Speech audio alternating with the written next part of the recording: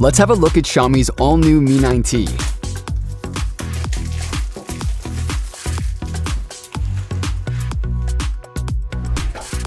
In the box, you'll find some instruction manuals, a protective case and SIM ejector tool, and a charging cable with 18-watt wall plug. The Mi 9T has a notchless full-screen design with a 6.39-inch AMOLED display, which is great for watching video or playing games. In this screen, there's an all-new and much faster optical in-screen fingerprint sensor, which feels really fast and snappy. On top, you're probably happy to find a 3.5mm headphone jack next to the 20-megapixel pop-up selfie camera.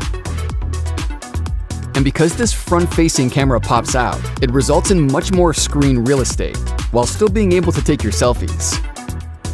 Also new is the ability to take panorama selfies. With this, you can take much wider photos with the selfie camera. On the bottom of the phone, you'll find a dual SIM card slot and USB-C port supporting 18-watt fast charging of its 4,000 mAh battery.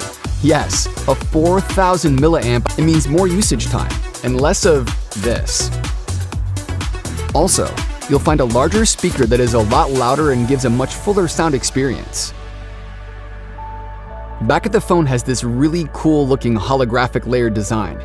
Here you'll find a 3-camera setup with a 4-megapixel high-resolution lens, a 2x optical zoom photo lens, and a 124.8 ultra-wide-angle lens. And that's very cool. It's kind of like having this, but then on this.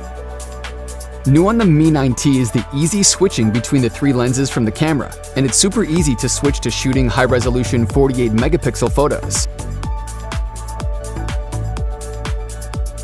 The Mi 9T is powered by the Snapdragon 730, providing increased performance over previous generations, and faster is, well, better. This is the all-new Xiaomi Mi 9T. You can find out more at mi.com.